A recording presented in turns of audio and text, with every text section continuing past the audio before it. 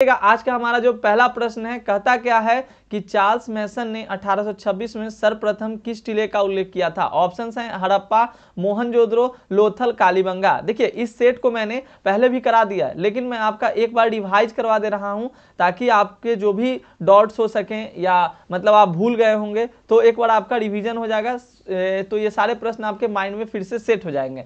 तो इसका सही जवाब हो जाएगा, ध्यान रखिएगा बिल्कुल, चार्ल्स मैसन ने 1826 में सर्वप्रथम किस टीले का उल्लेख किया था। बहुत अच्छा दोस्त, हड़प्पा आपका सही जवाब होगा। इस चैप्टर से आपके एग्जामिनेशन में भर भर के प्रश्न आते हैं, तो आपको हड़प्पा जो चैप्टर है, पहला चैप्टर, इसको अच्छे से याद भी कर लेना है। क्लियर।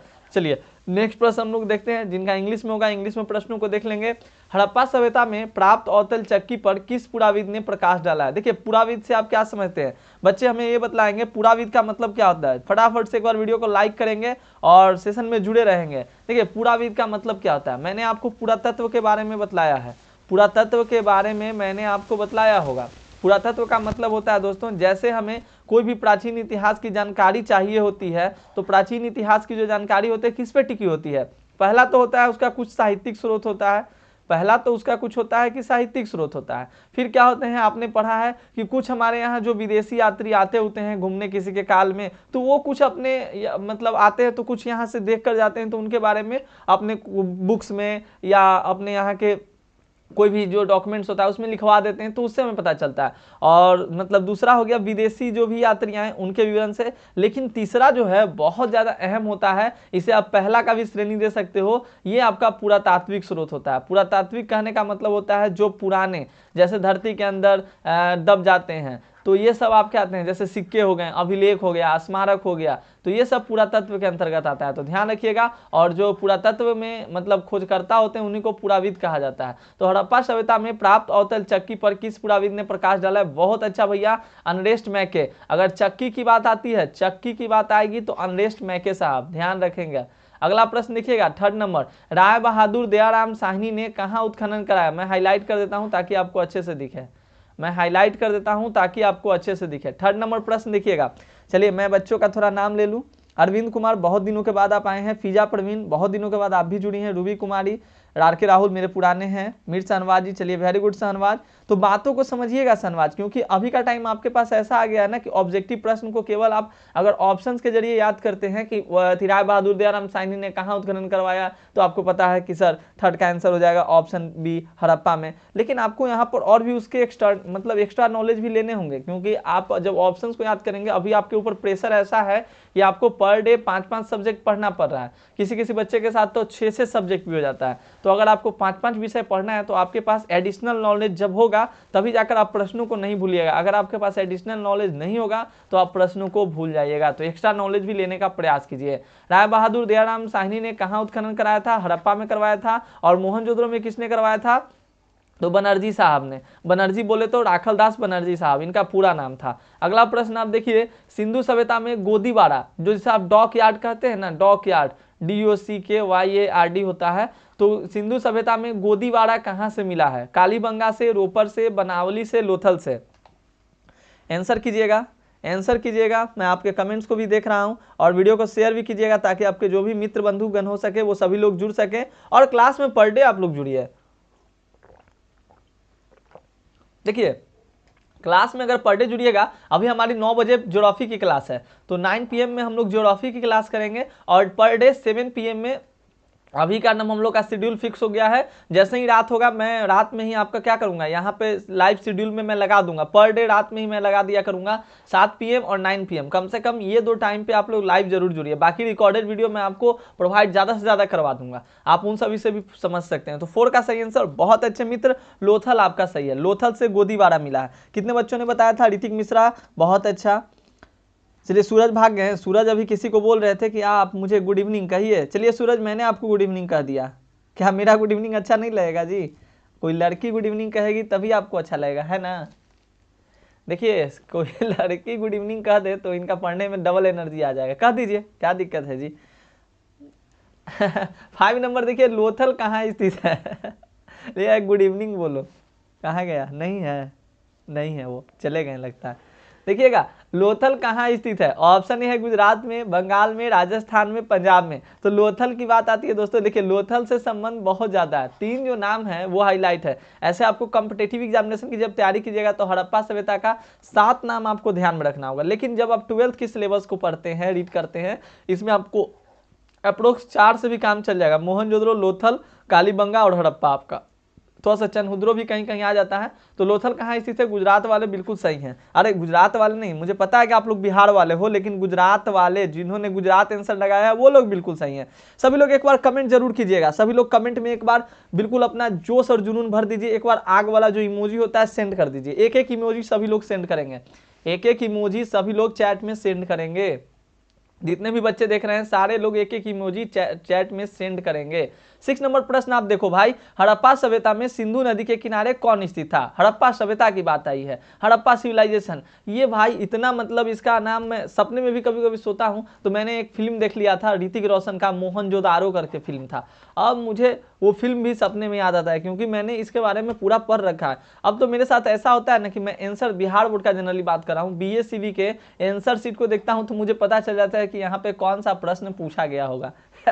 तो ये होना चाहिए। थैंक यू इमोजी सेंड करने के लिए, वेरी गुड भाई, बहुत बहुत धन्यवाद। आकृति यदुवंशी जी, ऋतिक रोशन कुमार, खुशी, साबिया शेख, अरविंद कुमार, वेरी गुड, मीर शहनवाज, रानी कुमारी, काजल, मोना कुमारी, पर डे जुड़िए आप लोग। हड़प्पा सभ्यता में सिंधु नदी के किनारे कौन स्थित था भाई, तो ऑप्शन है मोहनजोदड़ो। अब बच्चे क्या करते हैं, कहते हैं कि सर सिंधु घाटी सभ्यता कहा जाता है, तो देखिए आप बच्चे हड़प्पा लगा देते हैं, लेकिन हालांकि इसमें ऑप्शन हड़प्पा नहीं है तो आप बच जा सकते हैं। लेकिन आपका जो बोर्ड वाला जो प्रश्न होगा तो मैंने देखा है कहीं कहीं आपके हड़प्पा भी पूछ दिए जाते हैं। तो याद रखिएगा मोहनजोदड़ो जो था वो सिंधु नदी के तट पे, लेकिन अगर हड़प्पा की बात करें तो ये आपके रावी नदी के तट पे। क्लियर है मित्र, तो ध्यान रखिएगा मित्र।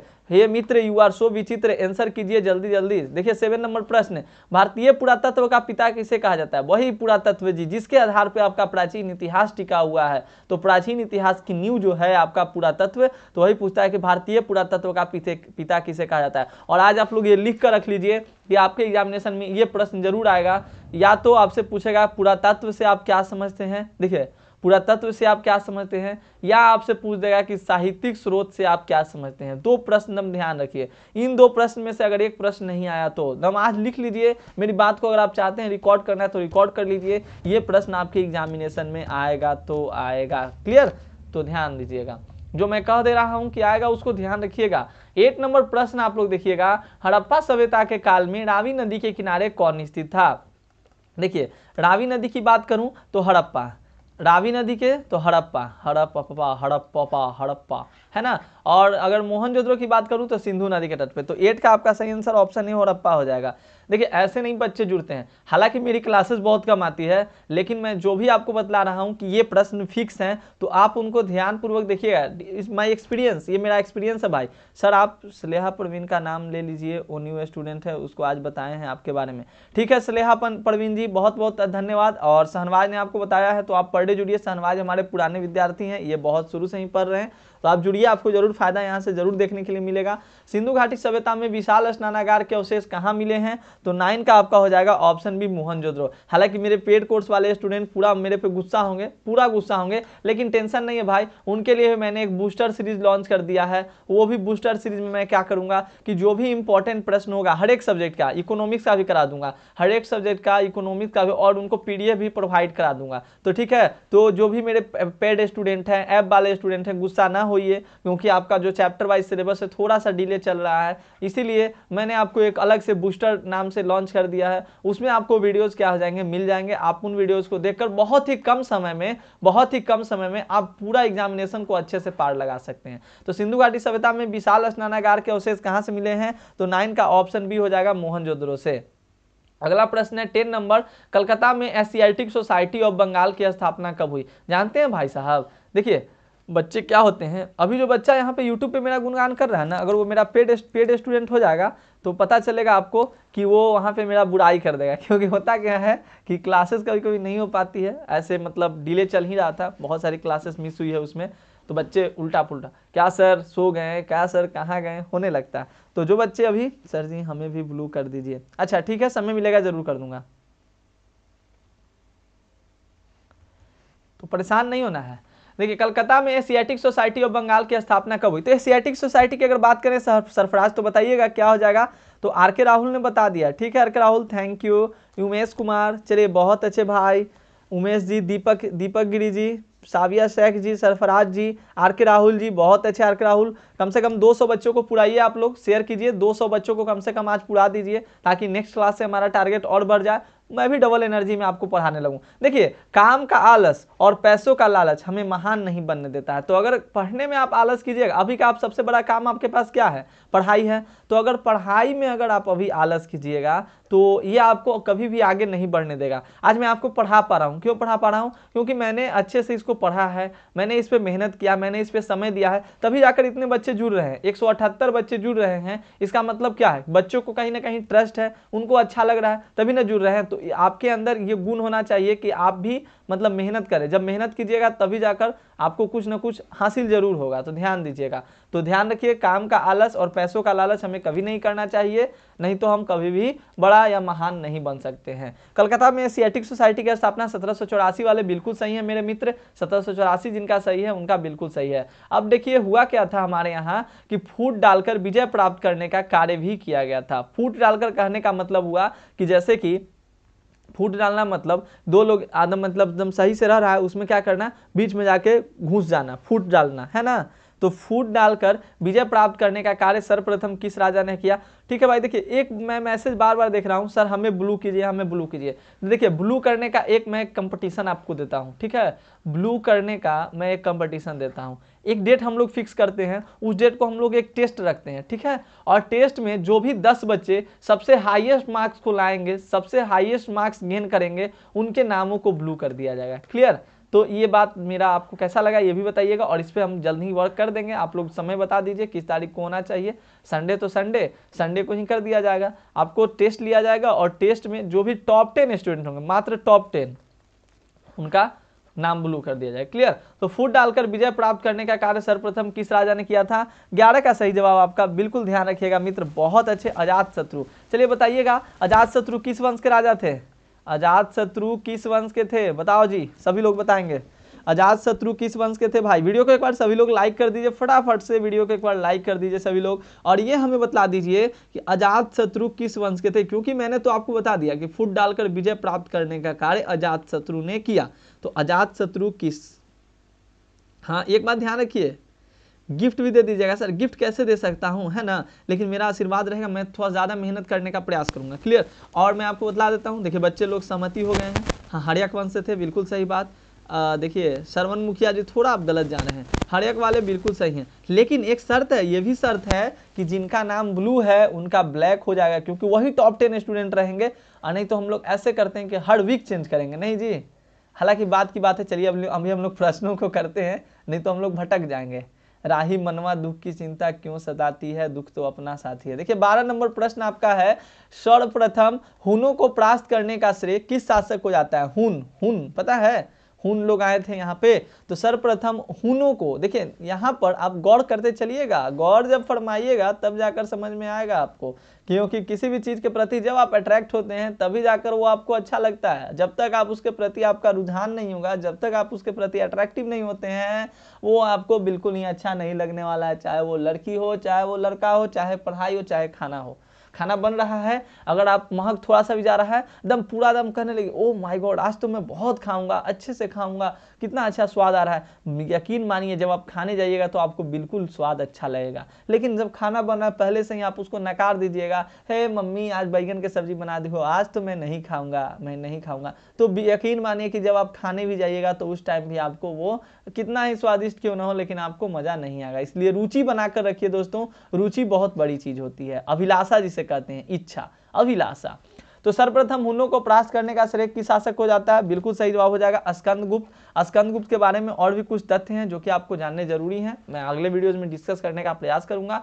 तो ये देखिएगा, किस शिलालेख में अशोक द्वारा कलिंग विजय का पता चलता है? बताइएगा, अशोक द्वारा कलिंग विजय के बारे में हमें किस शिलालेख से पता चलता है? आप लोग फटाफट से वीडियो को लाइक शेयर एंड सब्सक्राइब कर देंगे, लाइक शेयर एंड सब्सक्राइब कर देंगे, वीडियो को शेयर भी कर देंगे अपने दोस्तों के साथ। जरा एक बार मैं देख लूं तो कितना लाइक्स हो चुका है, कितने लाइक्स हो चुके हैं, अरे वाह भाई वाह, वेरी गुड, 187 स्टूडेंट, 163 लाइक, बिल्कुल बहुत अच्छे, गजब का परफॉर्मेंस है। तो किस शिलालेख से अशोक द्वारा कलिंग विजय का पता चलता है? सही जवाब आपका 13वां, 13वां याद रखिएगा, अशोक तो 13वां, अशोक तो 13वां, अशोक थे तीसरे नंबर पे। 14 नंबर प्रश्न देखिए, कौटिल्य द्वारा लिखित ग्रंथ का नाम क्या है? अब ये बताइएगा हमें कि जो कौटिल्य ने ग्रंथ लिखा था उसका संबंध किससे था? ऐसा प्रश्न आपसे पूछा है मित्र, प्रश्न आपसे पूछा है बंधु, ये प्रश्न आपसे पूछा सखा। देखिए सखा, क्या प्रश्न पूछा था कि कौटिल्य द्वारा लिखित ग्रंथ का नाम क्या है? ठीक है, Isha Kumari, Khushi, Hrithik Mishra, Elon boy, R K Rahul, Khushi Rajput, Rahul, Sophia ji, Kumar Balveer ji. और हाँ बच्चों, आप लोग एक बात का ध्यान रखिएगा, अगर मैं किसी का नाम नहीं ले पाता हूँ तो बुरा नहीं मानिएगा, यू ऑल आर इक्वल। तो ऐसा नहीं है कि मैं जिसका नाम ले रहा हूँ मेरे कोई खास हैं या क्या कुछ हैं, लेकिन आपको बहुत लोग बुरा मान लेते हैं। सर मेरे पास व्हाट्सएप पे मैसेजेज ऐसे आते रहते हैं आए दिन, तो ध्यान दीजिएगा। एक कोमल नाम की लड़की है, क्या कर रही है? कोमल सिंह, चलिए वेरी गुड, आपका भी सही है, बिल्कुल बहुत अच्छा, इस तरह से मेहनत करते रहिए। हाँ, राजनीति से, तो याद रखिएगा किसी ने बताया है कि राजनीति से, और अभी दुबे ने बताया भाई राजनीति से, बिल्कुल अच्छी परफॉर्मेंस आपकी है। तो राजनीति से इनका संबंध था, मतलब अर्थशास्त्र का जो संबंध था वो राजनीति से था, ऐसा नहीं कि इकोनॉमिक्स आप लोग समझ लीजिएगा। देखिए 15 नंबर प्रश्न आप लोग देखिएगा, प्रश्न क्या कहता है बंधु? प्रश्न है आपका कि निम्नलिखित में से मेगास्थनीज द्वारा लिखित पुस्तक कौन सी है? निम्नलिखित में से मेगास्थनीज द्वारा लिखित पुस्तक कौन सी है? अरे भाई मेरे पास चैट आप लोग के नहीं आ रहे हैं जी, क्या है? चलिए बहुत अच्छे सर जी, हल्का हल्का क्वेश्चन क्यों लाते हैं? अच्छा सरफराज, देखिए सरफराज, प्रश्न हल्का नहीं है भाई, प्रश्न हल्का नहीं है, आपने तैयारी अच्छी, मैं फिर से कह रहा हूं कि प्रश्न हल्के नहीं हैं, आपकी तैयारी अच्छी हो चुकी है, आपकी तैयारी अच्छी हो चुकी है, इसलिए आपको प्रश्न हल्का लग रहा है। नहीं तो आप यही प्रश्न को उस बच्चे के पास ले जाइए जो जिसकी तैयारी अच्छी नहीं है, उसका दिमाग खराब हो जाएगा, बोलेगा कि क्या यार 100 प्रश्न में से तो मैं 50 भी सही नहीं मार पाता हूँ, तुम कैसे यार 100 में 99 98 कर लेते हो? तो ये होता है, ठीक है, तो ये बात ध्यान रखिएगा, हल्का प्रश्न नहीं है दोस्त, तैयारी आपकी अच्छी है। मैं फिर आपको बोलता हूं, बच्चे क्या करते हैं, पहले इस प्रश्न का आंसर कर लेते हैं फिर आगे बात करेंगे। निम्नलिखित में से मेगास्थनी द्वारा लिखित पुस्तक कौन सी है? तो इंडिका। देखिए अभी मैंने आपको बताया था यही कि देखिए अगर आप एक कंसेप्ट को समझ लेते हैं कि हमें इतिहास की जानकारी हमें जहां जहां से मिलता है, 3 सोर्सेस के बारे में मैंने पढ़ाया, 3 स्रोतों के बारे में मैंने आपको जिक्र किया, बताया आपको, अगर आप उन चीजों को ध्यान रखते हो तो ये सारा प्रश्न आसानी से डील हो जाता है कि नहीं? चलिए 16 नंबर प्रश्न कीजिएगा, तब तक मैं आपको जो बात बतला रहा था वो मैं बतला दूं और आप लोग प्रश्न का आंसर भी कर दीजिएगा, और वीडियो को एक बार अपने दोस्तों के साथ शेयर कीजिएगा, लाइक कीजिएगा। चलिए फटाफट से यही करना है आपको, बस 3 ही काम तो करना है। तो अभिज्ञान शकुंतलम के लेखक कौन है? कालिदास, बाणभट्ट, अश्वघोष, कौटिल्य। कालिदास, बाणभट्ट, अश्वघोष और कौटिल्य, बताइएगा। तो मैं आपसे ये बतला रहा था, देखिए बच्चे क्या करते हैं, एग्जाम देकर आएंगे और एग्जाम देकर आने के बाद क्या कहते हैं कि अरे मतलब जो ज़्यादातर मैंने देखा है मेरे स्टूडेंट का, जो मतलब हमसे पढ़ते हैं, हालांकि यूट्यूब का कोई भी स्टूडेंट होता है वो सेल्फ नहीं होता है क्योंकि वो बहुत सारे चैनल्स को फॉलो किए हुए रहते हैं, लेकिन मतलब मैंने देखा जो कुछ करीबी होते हैं विद्यार्थी जिनका मुझे नाम याद रहता है, मैंने देखा कि वो जब एग्जाम देकर आते बोलते हैं कि सर प्रश्न इतना ईजी पूछा था, प्रश्न इतना ईजी पूछा था कि क्या बताऊं। तो मैं आपको बतला दूं, प्रश्न ईजी नहीं पूछा जाता है, आपकी तैयारी अच्छी हो चुकी होती है, इसलिए आप ऐसी बातों को करते हैं। वही मुझे दूसरे विद्यार्थी मेरे ही चैनल्स के बतलाते हैं कि सर क्या बतलाएं, 100 में से मात्र हम 85 प्रश्न बना पाए सर, 100 में से मात्र मतलब 100 मार्क्स में से मात्र हम 33 मार्क्स का ही बना कर आए हैं सर, पास कर जाएंगे ना? तो ऐसी भी बातें मेरे समक्ष आती है। तो अगर आप तैयारी अच्छा करते हैं तो आपको ये कहने का मौका मिलेगा कि प्रश्न इजी पूछा गया था, ठीक है। तो 16 का आपका सही जवाब हो जाएगा ऑप्शन ए कालिदास। चलिए आगे बढ़ते हैं हम लोग। 17 नंबर प्रश्न देखिएगा, प्रश्न आपका कहता है कि प्रयाग प्रशस्ति का संबंध किस गुप्त शासक से? इतना तो आपको पता चल गया कि भाई प्रयाग प्रशस्ति से हमें गुप्त काल के बारे में जानकारी मिलती है, तो एक पॉइंट आपको यह भी पता चल गया। अगर आपसे पूछा जाए कि बताइए गुप्त काल के जानकारी के लिए कौन सा साहित्यिक स्रोत हमें मदद करता है, तो सबसे पहले आप जवाब देंगे कि भैया प्रयाग प्रशस्ति, भैया प्रयाग प्रशस्ति, है कि नहीं? प्रयाग प्रशस्ति। मात्र 160 स्टूडेंट है, मैं एक प्रश्न आपसे पूछना चाहूंगा, पहले इस प्रश्न का आंसर आप लोग कर लीजिए। और लास्ट में एक प्रश्न मेरा और आपसे है, समुद्रगुप्त सही है, बिल्कुल समुद्रगुप्त वाले बिल्कुल करेक्ट है मित्र, समुद्रगुप्त बिल्कुल सही है, करेक्ट हैं आप लोग, करेक्ट हैं। और वीडियो को लास्ट तक देखिए, एक मैं ऐसी बात आपको बतलाने जा रहा हूँ आज जो कि आपके लिए बहुत इंपॉर्टेंट है, ठीक है। तो देखिएगा, अभी मेरी बात चल रही थी, मैं क्या किस टॉपिक पे बात कर रहा था पता भी नहीं चला, भूल भी गया। 18 नंबर देखिएगा, अर्थशास्त्र एवं इंडिका से किस राजवंश की जानकारी मिलती है, बताइएगा। ये दो हैं आपके, यहाँ पे दो आपके साहित्यिक स्रोतों के बारे में बात की जा रही है। साहित्यिक स्रोत ढेर प्रकार के होते हैं, एक आपका ग्रंथ उरंथ भी होता है, मतलब वेद उद भी होता है, एक आपका किसी के द्वारा लिखा गया कोई भी जीवनी होता है, उससे भी हमें जानकारी मिलती है। सनी सिंह करें, देख रहे हो विनोद सर क्या बोल रहे हैं, गलत बात बोल रहे हैं, सुन रहे हो विनोद सर क्या बोल रहे हैं, ये बोलिए, मेरी बातों को आप देख कैसे सकते हैं, मेरी बातों को आप देख कैसे सकते हैं। अगर आपको कोई बोलता है घड़ी देखो, डेट मीन्स व्हाट, घड़ी देखो कहने का मतलब हो गया केवल घड़ी को देखो भाई, समय मत बताओ। अगर यही करता है घड़ी को पढ़ो तब जाकर होगा। घड़ी देखो का, घड़ी देखो, घड़ी देखता है कोई जी, देख कर कोई छोड़ता है नहीं, उसको पढ़ता है ना, रीड करता है ना, तो घड़ी पढ़ो। तो वही एक बच्चा लिख रहा है, सुन रहे, देख रहे हो विनोद, नहीं सुन रहे हो विनोद होना चाहिए। तो अर्थशास्त्र एवं इंडिका से किस राजवंश की जानकारी मिलती है, 18 का सही जवाब हो जाएगा, ध्यान रखिएगा, ऑप्शन ए मौर्य। तो मौर्य आपके सही जवाब हो जाएंगे। उपनिषदों की संख्या कितनी है, उपनिषदों की संख्या कितनी है, 19 नंबर प्रश्न, 19 नंबर प्रश्न का आंसर करेंगे, उपनिषदों की संख्या कितनी है।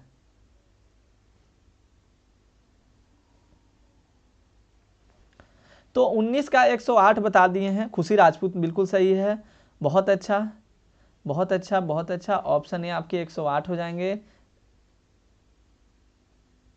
सर आपके कितने बच्चे हैं, अरे कौन सा बच्चा, लाइव क्लास वाला बच्चा है यार, कौन सा बच्चा, ऐसे तो लिखिए, अगर बाल बच्चा कौन सा बच्चा जी, हमें पता नहीं चला। लाइव में आप देख लीजिए, 168 बच्चे अभी हैं।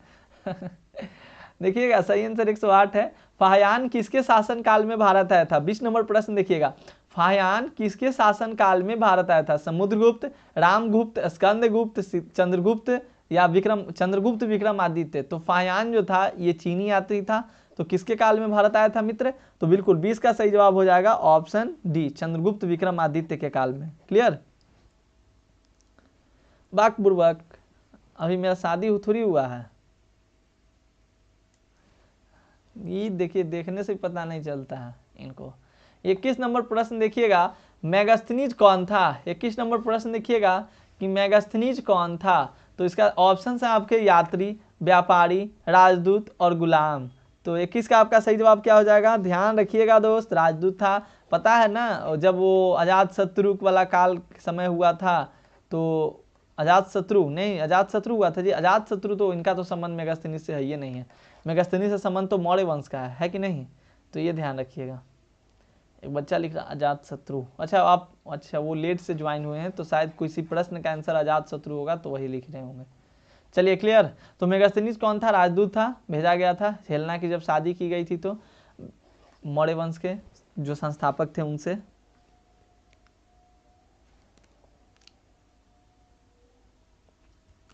सर स्टडी में आप क्या करते हैं, बस बुक रीड करता हूं और क्या करूंगा, स्टडी मतलब होता है पढ़ना, स्टडी मतलब होता है पढ़ना, राइटिंग मतलब होता है लिखना, रीडिंग मतलब होता है पढ़ना, राइटिंग मतलब होता है लिखना।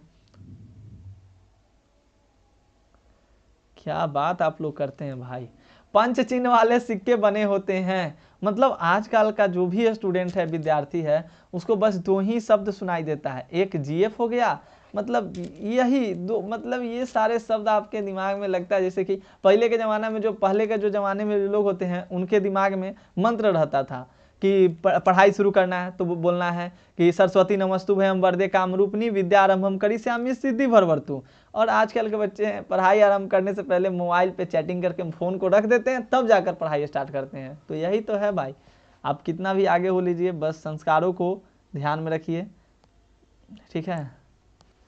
तो पंच चिन्ह वाले सिक्के बने होते थे, 22 का सही जवाब ऑप्शन डी आपका हो जाएगा।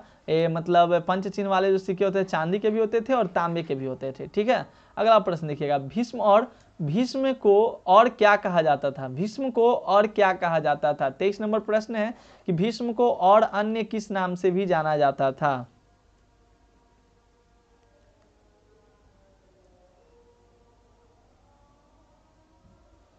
हाँ, अशोक की दूसरी पत्नी के लिए मेगास्थनीज को रखा गया था।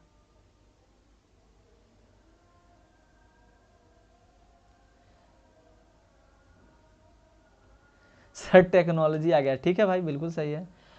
भीष्म को और क्या कहा जाता था? 23 का सही जवाब हो जाएगा, 23 का सही जवाब हो जाएगा। बिल्कुल बच्चों, आप लोगों ने ऑप्शन बी करा है, गंगापुत्र, बिल्कुल सही हो जाएंगे। चलिए नेक्स्ट प्रश्न को देखते हैं फ्रेंड्स।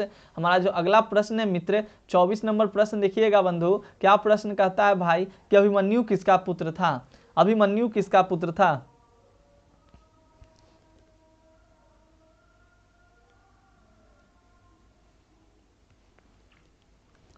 अभिमन्यु किसका पुत्र था? भीम का, अर्जुन का, नकुल का या सहदेव का? प्रश्न देखिए, अच्छा प्रश्न है। अभिमन्यु किसका पुत्र था? अभिमन्यु जो था वो किसका पुत्र था? अच्छा प्रश्न है जी, प्रश्नों को कीजिएगा ना, तब जाकर आपको मजा आएगा। मैंने आपको बोला ना, किसी भी चीज के प्रति आप पहले इंटरेस्ट को जगाइए, तभी जाकर आपको मजा आने वाला है। इंटरेस्ट को जगाइए, तभी जाकर आपको वो चीज में आनंद आएगा, वो चीज आपको अच्छा लगेगी, है कि नहीं?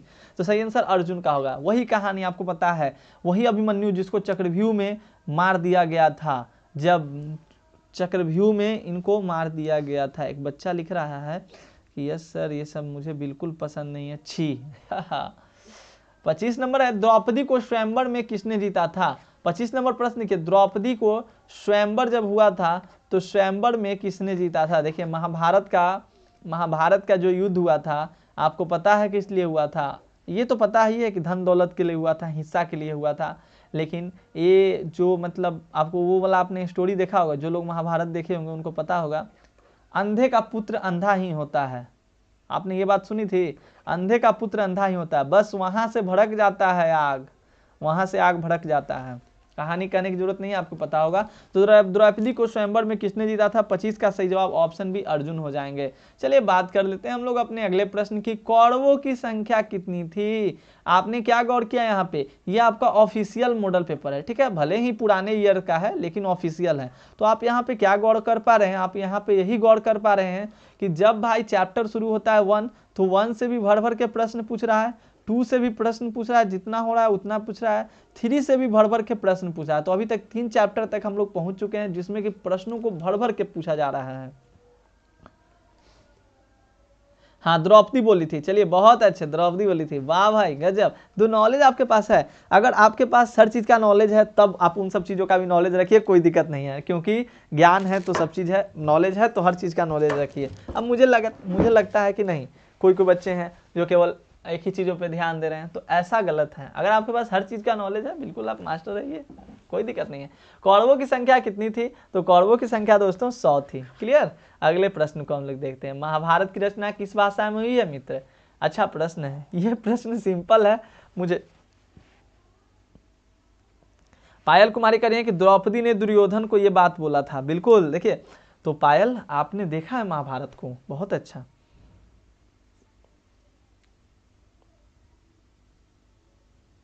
चलिए ऋतिक मिश्रा 100 सही है। चलिए नेक्स्ट प्रश्न देखिएगा खुशी, महाभारत की रचना किस भाषा में हुई थी? तो संस्कृत भाषा याद रखिएगा।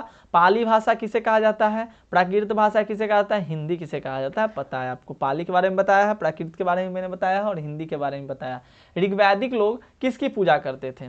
ऋग्वैदिक काल जब था तो ऋग्वैदिक जो लोग थे वो किसकी पूजा करते थे? तो ऋग्वैदिक लोग प्रकृति को ही स्वामी मानते थे, प्रकृति को ही स्वामी मानते थे। यानी कि ये कौन से विचारधारा हुए? भूगोल के किस विचारधारा के अंतर्गत आ गए? कौन बताएगा? जिनका ज्योग्राफी होगा फटाक से बताएंगे। जो लोग प्रकृति की पूजा करते हैं वो कौन से विचारधारा के अंतर्गत आते हैं जी? जो लोग प्रकृति की पूजा करते थे, प्रकृति की पूजा करना, प्रकृति को स्वामी माना, प्रकृति को मतलब स्वामी मानना, अपने आप को प्रकृति का गुलाम मानना, सब बात एक ही में बोल रहा हूं। तो ये मतलब कौन सी विचारधारा के अंतर्गत आती है? जिनका ज्योग्राफी होगा वो लोग फटाक से बताएंगे, जिनका नहीं भी होगा और वो जानने में इच्छुक होंगे तो उनको भी हो सकता है मे भी पता हो, तो आप लोग भी कमेंट करके हमें जरूर बताइए। These are the some additional information जो कि आपके लिए बहुत जरूरी है। वाह गुलशन, वेरी गुड गुलशन, गजब। शुभम, बहुत अच्छा शुभम, वेरी गुड गुलशन, शुभम। और यहां पर देखिए ऋतिक मिश्रा करें तृतीय क्रियाकलाप। कहां दिमाग है आपका? मैं विचारधारा की बात कर रहा हूं, आप तृतीय क्रियाकलाप में जा रहे हो। ठीक है खुशी राजपूत, बहुत अच्छा, निश्चयवाद। शालिनी तिवारी, वेरी गुड, निश्चयवाद। नौ निश्चयवाद नहीं शालिनी तिवारी, निश्चयवाद। तो ये पर्यावरणीय निश्चयवाद विचारधारा के अंतर्गत आता है, पर्यावरणीय निश्चयवाद विचारधारा के अंतर्गत आता है, ध्यान रखिएगा। नौ निश्चयवाद में तो क्या होता है, नौ निश्चयवाद में होता है कि दोनों को बीच का एक मार्ग प्रशस्त किया जाता है, तो दोनों के बीच को मार्ग को जब प्रशस्त कर दिया जाए वो आपके आते हैं नौ निश्चयवाद में।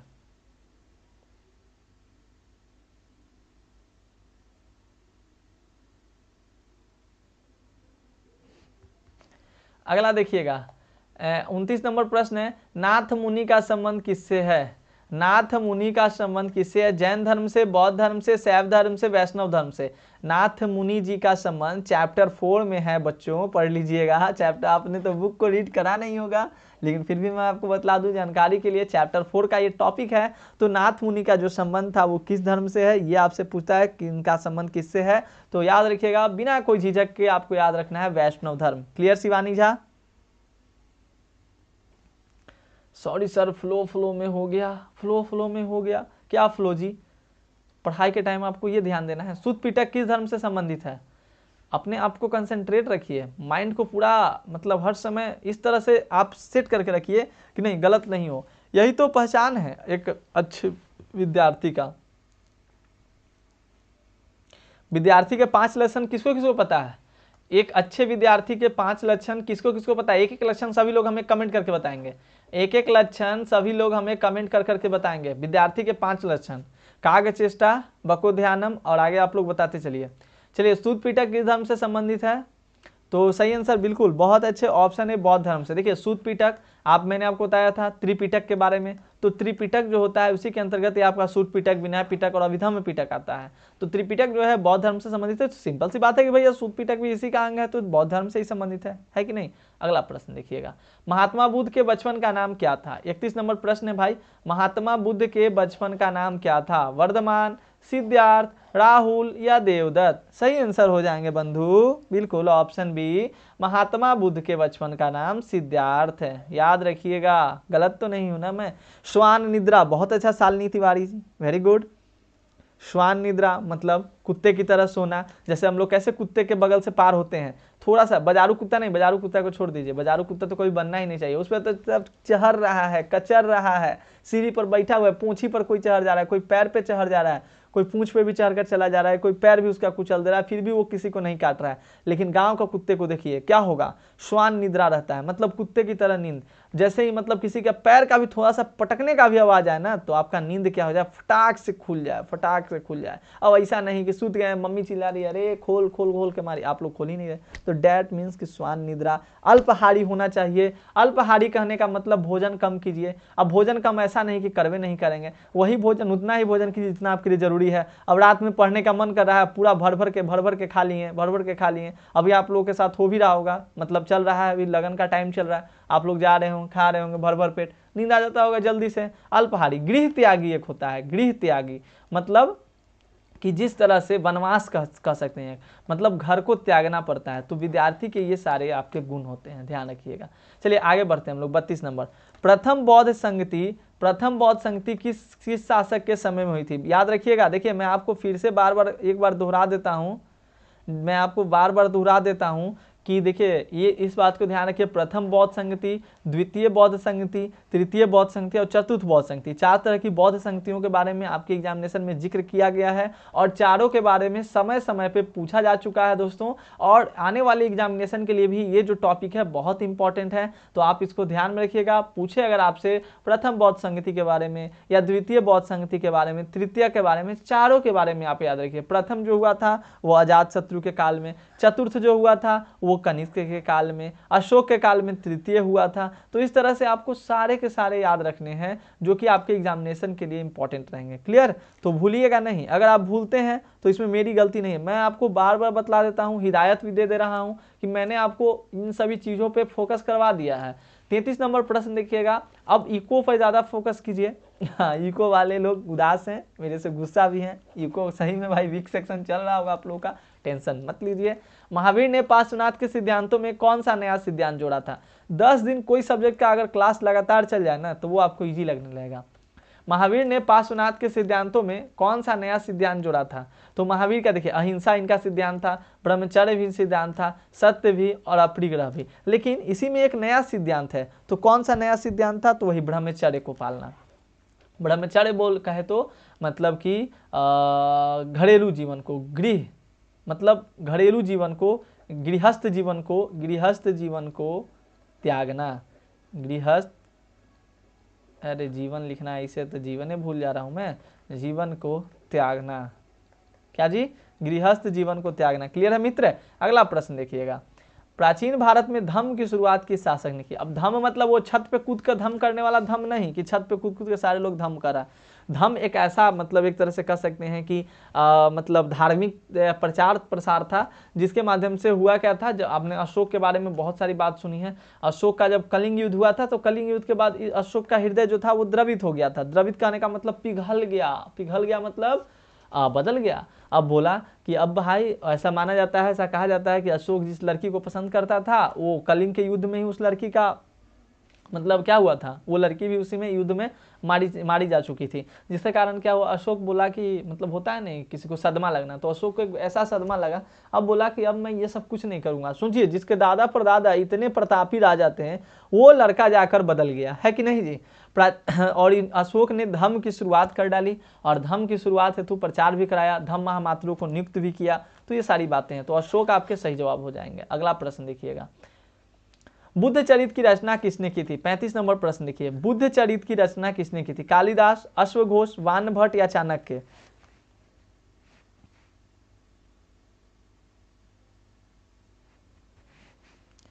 आवाज मेरी सही जा रही है आप लोगों को?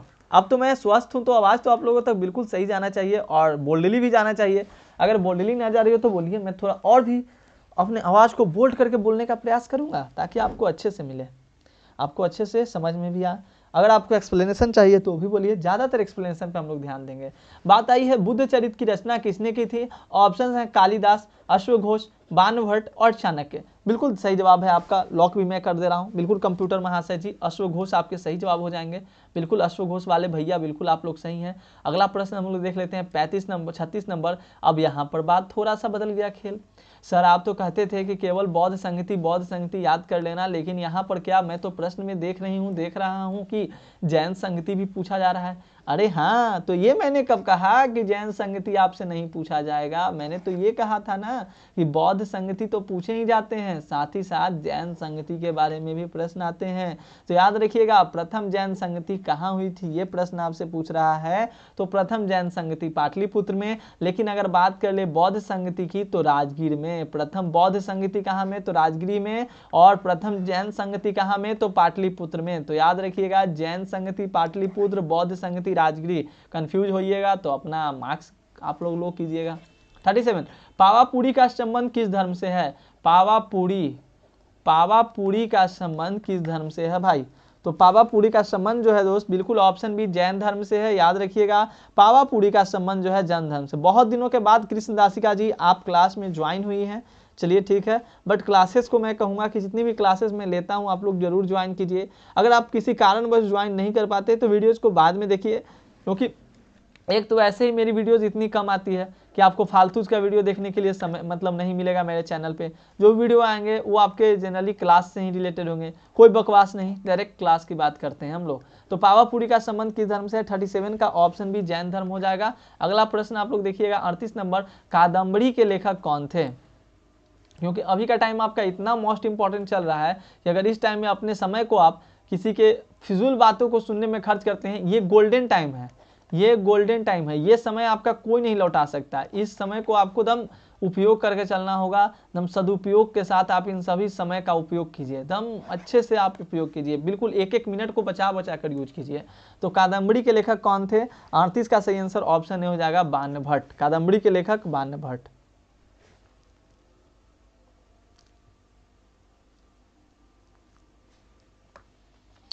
अगला देखिएगा 39 नंबर, बाष्पबन्ना किस आंदोलन को शुरू किए थे? तो बाष्पबन्ना का नाम आपको पता है ना, तो बाष्पबन्ना ने वीर शैव लिंगायत आंदोलन की शुरुआत करा था। तो सही आंसर आपका ऑप्शन डी हो जाएगा, वीर शैव लिंगायत आंदोलन। आईने अकबरी कितने भागों में विभक्त है दोस्त? 40 नंबर प्रश्न आप लोग देख लीजिए। प्रश्न कहता है कि बताइए आइन ए अकबरी जो है, देखिए लिखने के लिए भी सीख लीजिएगा, आइन ए अकबरी जो है वो कितने भागों में विभक्त है। अकबरनामा में से ये कटा है आपका। हाँ सबसे बड़ा, बिल्कुल संतोष, गोल्डन रूल है अभी का सबसे बड़ा टाइम, समय आपका है। देखिए सक्सेस बिल्कुल आसान है, सक्सेस बिल्कुल आसान है, लेकिन जो समय होता है ना उसी को, एक अंग्रेजी में आपको 2 लाइन में सुना दूंगा कि success is simple, do what's right, right way at the right time. मतलब आपको क्या सही समय पे क्या करना है, अगर आप सही समय पे अगर किसी भी कार्य को कर लेते हैं जो काम उस समय पे होना चाहिए, तो सक्सेस आपको आराम से मिल जाएगा, आसानी से मिल जाएगा। बस सही समय का वेट तो कीजिए। कोई भी चीज़ हो दुनिया में, कहा जाता है ना, nothing is impossible, nothing is impossible. बस क्या होना चाहिए कि what's right, right way at the right time, हमें वही काम मतलब सही समय पे सही काम को, मतलब उस काम को करना चाहिए। ठीक है, चलिए तो अगले प्रश्न को हम लोग देखते हैं। प्रश्न संख्या 40 नंबर था, आईने अकबरी कितने भागों में विभक्त है, तो बिल्कुल सही जवाब हो जाएगा। आईने अकबरी जो है दोस्तों वो 5 भागों में विभक्त है। मैंने ऑलरेडी आपको ये सारे कंसेप्ट बता रखे हैं। नेक्स्ट प्रश्न हम लोग देख लेंगे। 41 नंबर कहता है कि आईने अकबरी के अनुसार भूमि को कितने भागों में बांटा गया है। आईने अकबरी में भूमि को, जो मुगल साम्राज्य चलता था, तो आईने अकबरी जब अकबर ने लिखवाया, रचना करवाया अबुल फजल के द्वारा, तो कहता है कि आईने अकबरी के अनुसार भूमि को कितने भागों में बांटा गया था। बार बार मैं आपको हिदायत देता हूं कि ये प्रश्न आ सकता है आपके एग्जामिनेशन में, बट आप लोग समझते नहीं है। 4 भागों में, बिल्कुल 4 भागों वाले बिल्कुल सही हैं। अगला देखिएगा, टोडरमल के दरबार में क्या था। टोडरमल अकबर के दरबार में क्या था, वही मैं सोचूं कि टोडरमल का दरबार कब से लगने लगा भाई।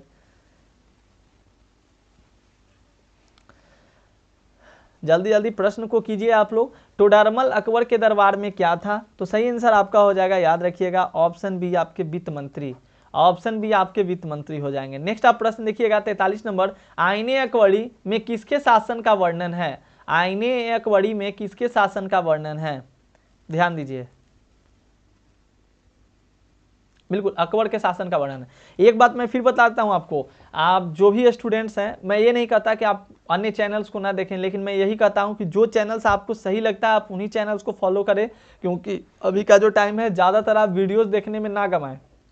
मैं फिर कहता हूं, अगर आपको अच्छे मार्क्स लाने हैं भाई, तो ज़्यादातर आप वीडियो देखने में ना गमाएं, क्योंकि यूट्यूब पे आपको वही लोग एक ही चीज़ को बार बार परोस सकते हैं। आप मतलब उनका वीडियोज, नंबर ऑफ वीडियोज बढ़ाने का काम है, तो वो एक ही चीज़ को आप मतलब समय आपका लैप्स कर सकते हैं, उनको इससे कोई मतलब नहीं है। इसलिए मैं आपको फिर से ही राय देता हूँ, क्योंकि मैं भी एक विद्यार्थी हूँ, तो मतलब 12th का मार्क्स भी जीवन में बहुत इंपॉर्टेंट है। मैं यही कहता हूँ आप लोग सेल्फ स्टडी पर भी ध्यान देंगे, ज़्यादातर वीडियो पर डिपेंड ना रहेंगे, अपने पे भी डिपेंड रहेंगे। क्लियर।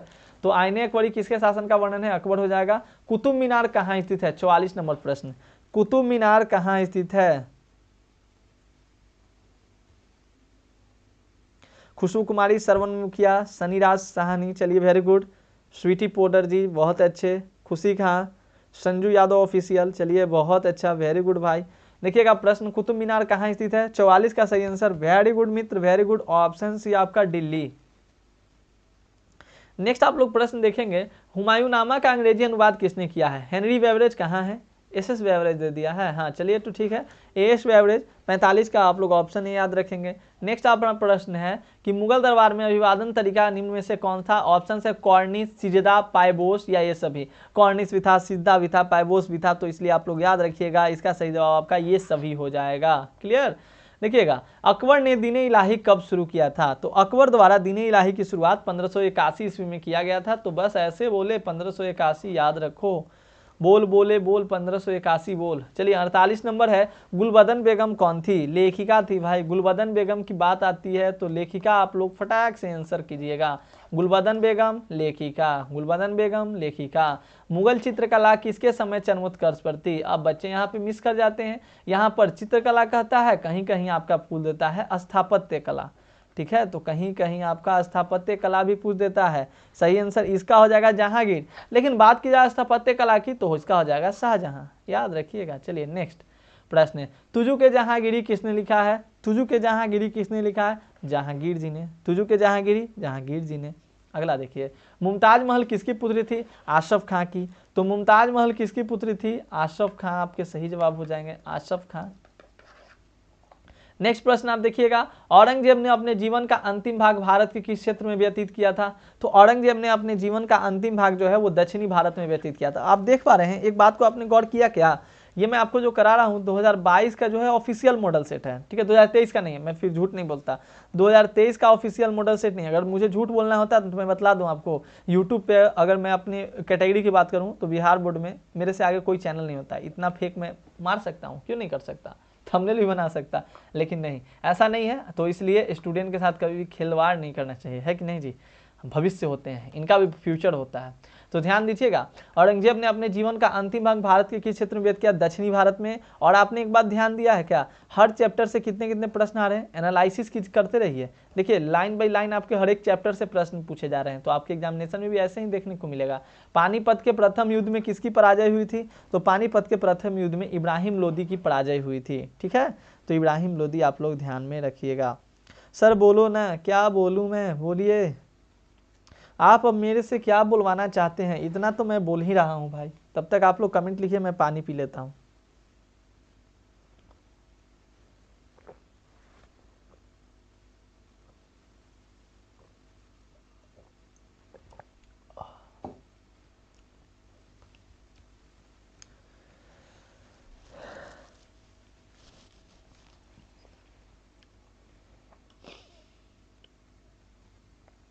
Very good. तो जो लोग नए हैं लाइक कीजिएगा, जल्दी से जल्दी लाइक कीजिए, जल्दी से हमारे चैनल पे भी 1 लाख सब्सक्राइबर अब होने वाले हैं।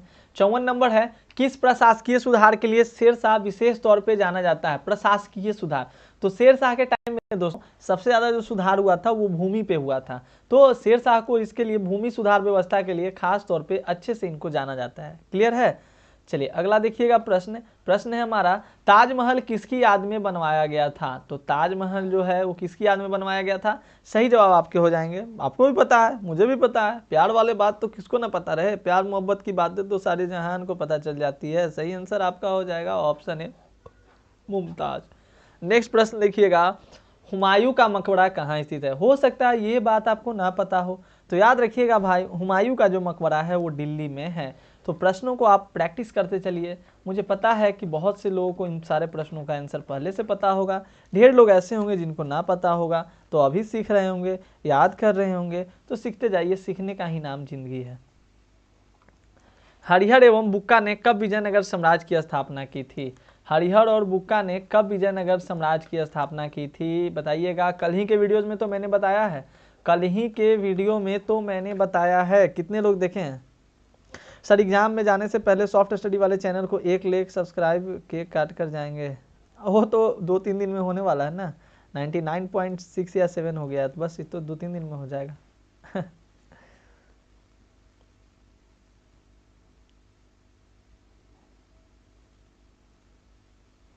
कम बात है जी। चलिए वेरी गुड। अरे वाह, 1336 वाले सही हैं। एक मैं प्रश्न आपसे पूछता हूँ, बताइएगा, आप ही लोग बताइएगा, आयंगर व्यवस्था का संबंध किस साम्राज्य से था?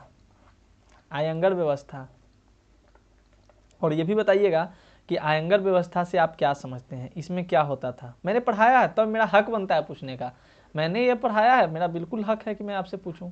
आयंगर व्यवस्था से आप क्या समझते हैं? कितने लोगों का समूह होता था? इतना ही आप लोग बता दीजिए, आयंगर व्यवस्था में कितने लोगों का समूह होता था? कितना सिंपल प्रश्न है, मैंने बहुत ही अच्छे से अपने लैंग्वेज में आंसर आपको लिखकर मैं बताता हूँ, क्योंकि मुझे पता रहता है कि क्वेश्चन बैंक तो बच्चे खुद से भी पढ़ सकते हैं, लेकिन एक कोई आदमी अगर आपको कोई चीज़ बताए तो उसका लैंग्वेज थोड़ा होना चाहिए, अलग से लैंग्वेज होना चाहिए। और देखिएगा मेरे हर एक आंसर का जो उत्तर होगा वो मेरे द्वारा मेरे ही लैंग्वेज में होगा, मतलब सिंपल लैंग्वेज में, जो कि आपको समझ में आए, उसको मैं खुद से इस तरह से करके लिखता हूँ ताकि आपको समझ में आ जाएगा।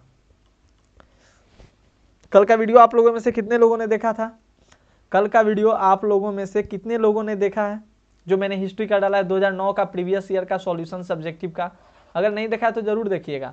हम्पी किस राज्य से संबंधित है? तो 58 का सही आंसर बिल्कुल याद रखिएगा, हम्पी जो है वो विजयनगर राज्य से संबंधित है। क्लियर, विजयनगर राज्य से संबंधित है।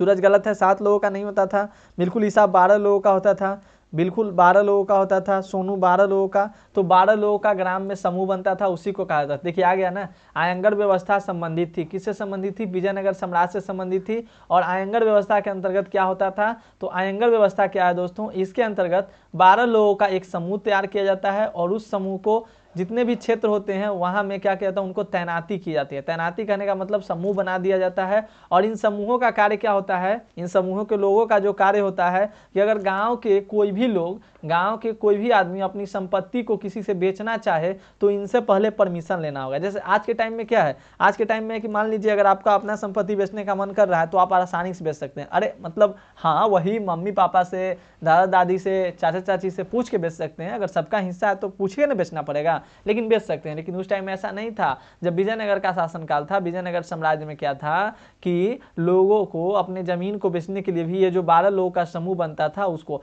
सोचिए ना, अगर आज के टाइम में भी मैं बिल्कुल मतलब अपनी एक दृष्टिकोण आपके समक्ष प्रस्तुत करना चाहता हूं। अगर आज के टाइम में भी हर गांव में 12 लोगों के समूह को अगर गवर्नमेंट बना देती है, यानी 12 सैनिकों को तैनात कर देती है, तो सोचिए कोई गांव में लड़ाई होगा ही नहीं होगा, है कि नहीं जी? कोई गांव में लड़ाई होगा? कोई गांव में किसी का कोई जमीन हड़पेगा? नहीं हड़पेगा। कोई मतलब ये लोग होंगे क्या, ये लोग करेंगे उसकी सहायता करेंगे, हेल्प करेंगे, तो किसी का कोई ना जमीन हड़प सकता है, एकदम बिल्कुल शांति से गाँव चलेगा। मतलब करने के लिए ये 12 लोगों में से कोई ना कोई को भनक लग ही जाएगा कि इसके साथ कुछ ना कुछ गलत होने वाला है, उसको वो कंट्रोल कर लेगा। तो आयंगर व्यवस्था ये थी, याद रखिएगा। आयंगर व्यवस्था से प्रश्न आपके एग्जामिनेशन में हर बार पूछता है। विजयनगर साम्राज्य द्वारा सेवा में दिए जाने वाले भूमि दान को क्या कहा जाता था? ये प्रश्न अच्छा है, प्रश्न अच्छा है। क्या किया जाता था? अमड़म, अमड़म।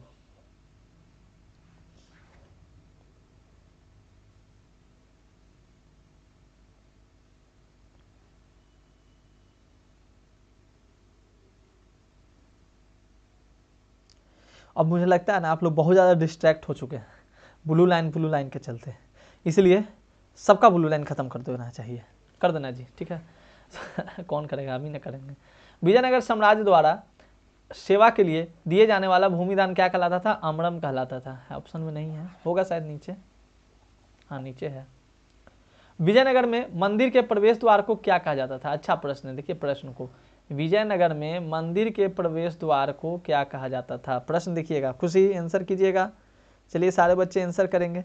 विजयनगर के प्रवेश द्वार को क्या कहा जाता था? चलिए अभी दुबे सही है, एमडी अरबाज जी सही है, रिया कुमारी बिल्कुल सही है, रिया, खुशी राजपूत, अमरम बिल्कुल। अगला प्रश्न देखिए खुशी, ये प्रश्न है विजयनगर में मंदिर के प्रवेश द्वार को क्या कहा जाता था? गोपुरम कहा जाता था। गोपुरम का संबंध जनरली मंदिर से ही है। ऑप्शन में गाय भी देता है, बच्चे गाय भी मारकर आ जाते हैं। 62 है, महाराष्ट्र के संत कौन थे? तुकाराम महाराष्ट्र के, रामदास महाराष्ट्र के, ज्ञानेश्वर महाराज महाराष्ट्र के। ये सभी महाराज जो हो गए हैं, सब महाराज महाराष्ट्र के महाराज हो गए।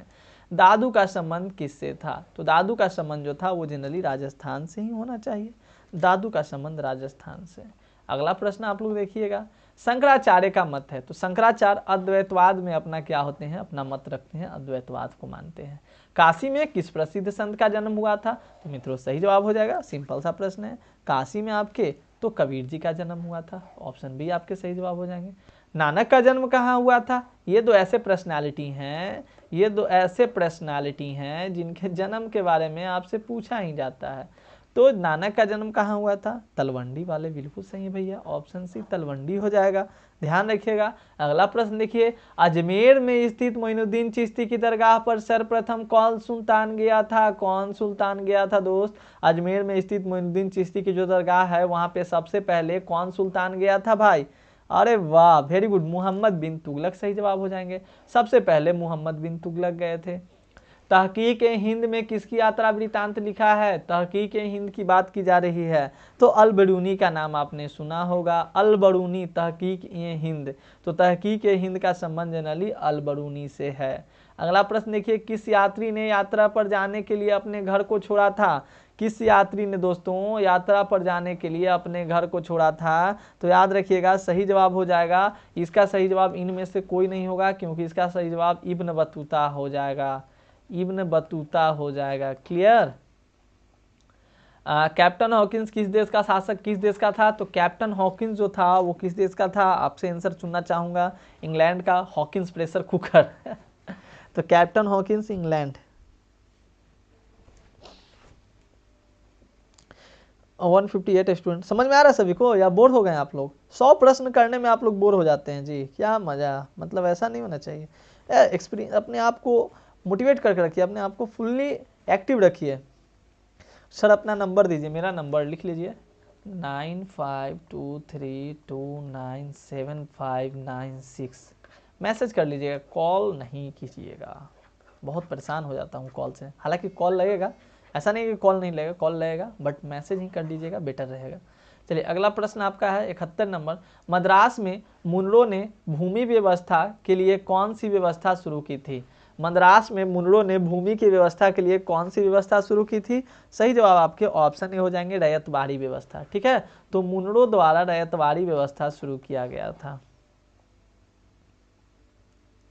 अगला देखिए, अस्थाई बंदोबस्त किस स्थान से जुड़ा हुआ था? अरे सर फास्ट करवाइए। फास्ट क्या करवाऊँ, मैंने बीच में तीर दिया, बीच में मैंने फास्ट करा दिया। देखिए वीडियोज मेरा ऐसा होता है, स्टार्टिंग में खूब समझाऊंगा, लास्ट में खूब समझाऊंगा, बीच वाले पोर्शन को मैं थोड़ा सा जल्दी निकाल ही देता हूँ, क्योंकि बच्चे भी बोर ना फील हो, उनको भी थोड़ा अच्छा लगे। मैं आप लोगों के हर एक बातों को ध्यान में रखता हूँ, क्योंकि मैं खुद यूट्यूब से पढ़ता हूँ, तो मुझे पता चलता है कितना बात कब होनी चाहिए। अब हिस्ट्री का महामैराथन लाने से कोई फायदा नहीं है, लेकिन ला दूंगा। अस्थाई बंदोबस्त किस स्थान से जुड़ा था? सही है आपका, बंगाल से। फ्रांसिस बुकानन कौन था? सर्वेक्षक। संथाल विद्रोह का संबंध किस राज्य से था? संथाल विद्रोह की बात करें तो बंगाल से, संथाल विद्रोह बंगाल से। ये सब भूलिएगा, ये सब भूलने वाला नहीं है, ये सब तो हॉर्लिक्स है जी, पी लेना है घोर के। 75 नंबर प्रश्न है आपका, बिरसा मुंडा ने कौन सा विद्रोह किया था? बिरसा मुंडा ने संथाल विद्रोह नहीं किया था भाई, बिरसा मुंडा ने नहीं, सिद्धू और कान्हू ने किया था संथाल विद्रोह। सिद्धू और कान्हू ने किया था संथाल विद्रोह। बिरसा मुंडा ने उलगुलान विद्रोह किया था, उलगुलान विद्रोह, उलगुलान विद्रोह। ठीक है, उलगुलान नाम कैसा है, उलगुलान। अगला देखिए, हाँ आ गया, सिद्धू कान्हू का संबंध किस विद्रोह से था? इसका संथाल विद्रोह हो जाएगा, है ना, इसका संथाल विद्रोह हो जाएगा। बंगाल में अस्थाई बंदोबस्त शुरू करने का श्रेय किसको जाता है? तो लॉर्ड कर्नवालिस है, Lord Wellesley, Lord Curzon, Lord Ripon. बहुत बच्चे कंफ्यूज होते हैं इन सारे प्रश्नों में, मैं बार बार कहता हूँ, लेकिन अस्थाई बंदोबस्त का संबंध कर्नवालिस से, अस्थाई बंदोबस्त का कर्नवालिस से। अगला देखिएगा, बेगम हजरत महल ने 1857 के विद्रोह का नेतृत्व कहाँ से किया था? तो बेगम हजरत महल जो थी वो अवध से 1857 की क्रांति का नेतृत्व कर रहे थे।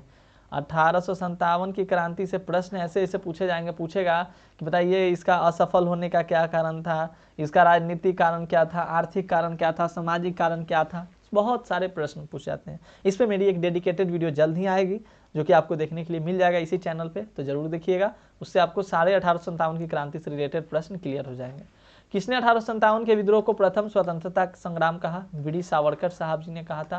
प्रथम स्वतंत्रता संग्राम के नाम से भी जाना जाता है, देखिए इसको बहुत नाम से जाना जाता है। 1857 के विद्रोह को विद्रोह के नाम से भी जाना जाता है, 1857 का विद्रोह भी, 1857 का क्रांति भी, प्रथम स्वतंत्रता क्रांति भी जाना जाता है, बहुत सारे नामों से इसको जाना जाता है। ठीक है, प्रथम स्वतंत्रता संग्राम वीडी सावरकर द्वारा कहा गया, तो जिनको जैसा लगा उस तरह से उन लोगों ने उसकी व्याख्या करा है कि नहीं। अगला देखिएगा, बहादुर शाह जफर को कहां से गिरफ्तार किया गया था? तो बहादुर शाह जफर को कहां से गिरफ्तार किया गया था? हुमायूं के मकबरे से, तो हुमायूं का मकबरा सही हो जाएगा। व्यापगत का सिद्धांत किसने लागू किया था? तो व्यापगत के सिद्धांत लागू करने वाले आपके कौन थे? तो व्यापगत के सिद्धांत लागू करने वाले लॉर्ड डलहौजी साहब, लॉर्ड डलहौजी बिल्कुल सही है। हाँ, गाइडेंस इसका मुख्य कारण था, बिल्कुल पायल कुमारी, उस Payal, you have a lot of talents, आपने बहुत अच्छे प्रश्नों को याद करा है।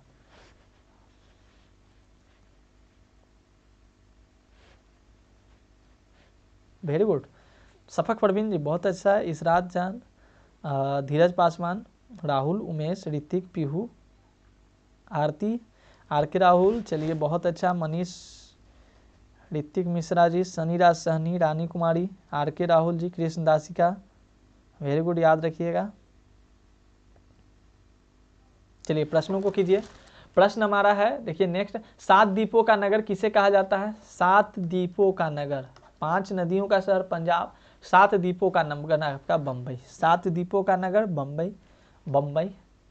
विक्टोरिया मेमोरियल किस शहर में स्थित है? क्या प्रश्न पूछते हो भाई, 12th वाले बच्चों को ऐसे प्रश्न, अरे भाई इनको बीपीएससी लेवल का प्रश्न दो यार, बीपीएससी लेवल का प्रश्न दो।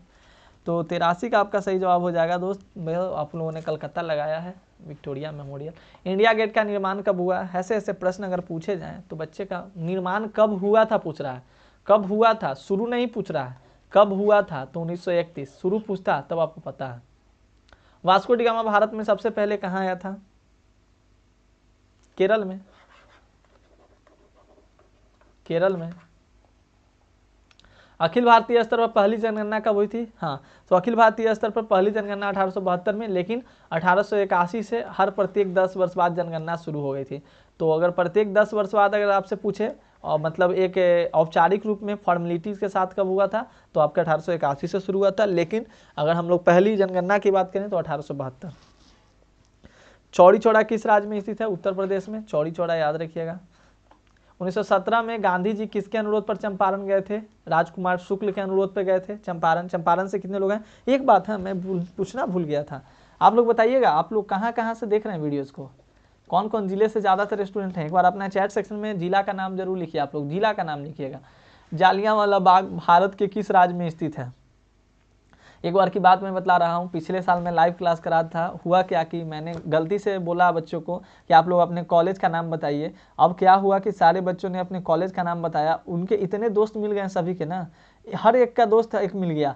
मतलब वो भी बोला कि सर मैं टीएन कॉलेज से हूँ, टीएनबी कॉलेज से, मैं राम लखन सिंह स्कूल से हूँ, मैं ये हूँ, यहाँ से हूँ, वहाँ से हूँ, सब बतलाने लगा। और वो बोला कि अरे भाई मैं भी यहाँ से हूँ मतलब लोगों को दोस्त बहुत सारे मिल गए थे लाइव क्लास में। तो हो सके तो आप लोग अपने कॉलेज का भी नाम बतला दीजिए, मे भी हो सकता है कि आपके भी बहुत सारे मित्र यहाँ पे मिल जाएं, और आप लोग अपना देख लीजिए कौन आपके कौन से कॉलेज से कितने लोगों का संबंध है, कौन आपके बगल के कॉलेज से हैं, कौन आपके ज़िले से हैं, कौन आपके स्कूल से बिलोंग करते हैं। वैशाली से, अररिया से, पूर्णिया से, मोतिहारी से। हाँ, मोतिहारी से तो भरे पड़े हैं स्टूडेंट भाई। तो जालियांवाला बाग भारत के किस राज्य में स्थित है? पंजाब आपका सही हो जाएगा, सही है 89 का। चलिए आप लोग बात कर लीजिए, मैंने समय दे दिया आपको। काला कानून किसे कहा जाता है? तो 90 का सही जवाब हो जाएगा काला कानून। काला कानून रॉलेट एक्ट को कहा जाता है, तो रॉलेट एक्ट को काला कानून के नाम से भी जाना जाता है। अगला देखिएगा, स्वराज्य दल की स्थापना किस वर्ष हुई थी? तो स्वराज्य दल की जो स्थापना हुई थी दोस्त, 91 का सही जवाब ऑप्शन ही हो जाएगा 1923 ईस्वी में। स्वराज्य दल की स्थापना 1923 ईस्वी में।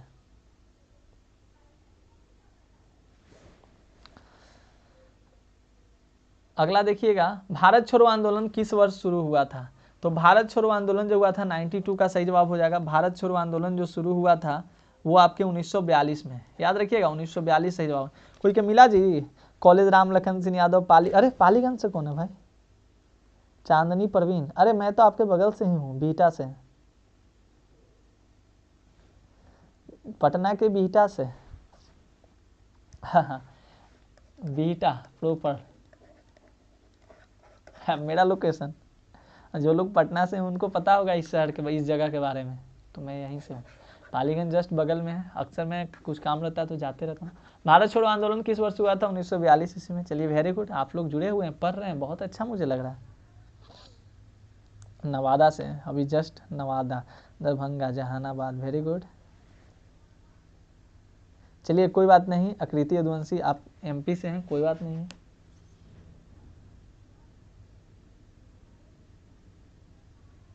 पटना वाले लोग जानते होंगे, पटना वाले लोग जानते होंगे। चलिए देखिएगा, सिंगापुर में सुभाष चंद्र बोस ने किसका गठन किया था? तो सिंगापुर में सुभाष चंद्र बोस ने आज़ाद हिंद फौज का गठन किया था, आज़ाद हिंद फौज का। मेरा जो लोकेशन है, मैं अपना लोकेशन आपको बता दूं, मेरा जो लोकेशन है वो पटना डिस्ट्रिक्ट है मेरा। पटना से जस्ट कुछ 25 किलोमीटर की दूरी पे आपको पड़ेगा बिहटा स्टेशन, या बिहटा स्टेशन से पीछे एक है सदीसोपुर स्टेशन, तो वहीं पे मतलब मेरा आसपास में ही घर है। तो ये मेरा लोकेशन हुआ, पटना बिहटा आप कह सकते हैं मेरे लोकेशन के बारे में। तो सुभाष चंद्र बोस इसका सही जवाब हो जाएगा। पता चल गया ना, 165 बच्चों को मैंने अपना लोकेशन बता दिया। 1938 एवं 1939 में भारतीय राष्ट्रीय कांग्रेस के अध्यक्ष कौन बने थे? 1938 एवं 1939 में भारतीय राष्ट्रीय कांग्रेस के अध्यक्ष कौन बने थे? तो सुभाष चंद्र बोस जो ही बने थे, सुभाष चंद्र बोस। आज तक क्या रह गया? राज का राज रह गया, कैसे बेचारे की मृत्यु हुई। सीधी कार्रवाई की धमकी किसने दी थी? तो सीधी कार्रवाई की धमकी जो थी वो मुस्लिम लीग ने दी थी, मुस्लिम लीग ने सीधी कार्रवाई की धमकी दे डाली थी। भारतीय स्वतंत्रता के समय ब्रिटेन के किस दल की सरकार थी? तो ब्रिटेन में लेबर पार्टी की सरकार थी, तो लेबर पार्टी आप लोग याद रखिएगा।